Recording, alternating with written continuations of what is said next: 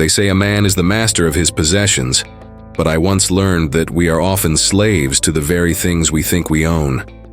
This lesson didn't come from a book or a lecture hall, but from an old man, a stubborn cow, and a simple length of rope on a sun-drenched afternoon. I was a young university student then, full of theories but short on wisdom.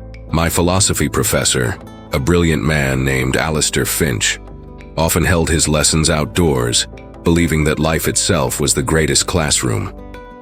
One day he led us to a park that bordered a small pasture. There, an old farmer named Elias sat on a stump, holding a rope tied to a large, placid-looking cow as it grazed. Professor Finch gathered us and, with a glint in his eye, posed a simple question. "Look at that man and his cow," he said softly. "Tell me, who is the master and who is the servant? Who is bound to whom?" We all chuckled at the obviousness of it. "The cow, of course," one student answered. "The man holds the rope, the cow is bound to him." The rest of us nodded in agreement. The man was in control. The cow was his property, his possession.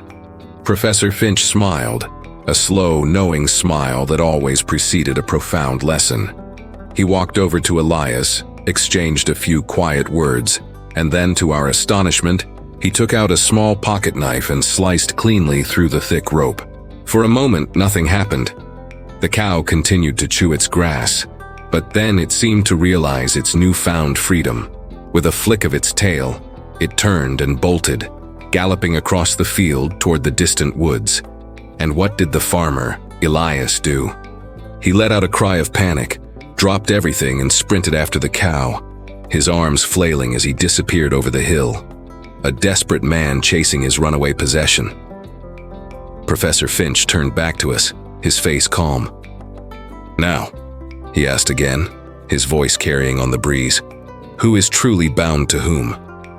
The image was seared into our minds. The seemingly free man was, in reality, a prisoner to his need for the cow. The one who seemed to be the owner was actually the one trapped by his own dependence. That single image became the cornerstone of the most important lesson I ever learned. The professor explained that we all carry ropes in our minds. We tie them to our anger, our jealousy, our fears, and our pride. We hold these ropes tightly, believing we are in control of these negative thoughts. We tell ourselves, "This is my anger," or "my sorrow," as if it were a possession we could manage. But in reality, these thoughts are the cow, and we are Elias. They dictate our moods, steal our peace, and send us chasing after them the moment they stir. We are not their masters. We are their frantic keepers, bound by the very ropes we refuse to let go of.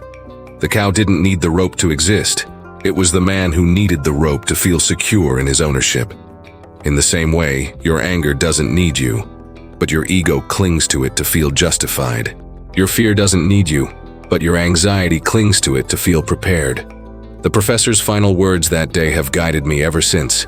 He told us that spiritual freedom is simply the act of cutting the rope. It is the conscious choice to stop paying attention to the negative thoughts that graze in the pasture of your mind. When you withdraw your energy, when you stop holding on so tightly they lose their power. Like the cow, they eventually wander off on their own, disappearing into the woods of forgotten things.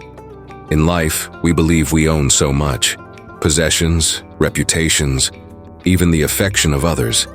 But our desperate need for them makes us their slaves. Freedom and peace are not things you acquire. They are things you reveal when you clear away the mental clutter. It is a choice, available to you in this very moment. You can choose to let go. You can choose to cut the rope. For the quietest, most beautiful, and happiest place on earth is not a distant shore or a mountain peak. It is a calm and empty mind.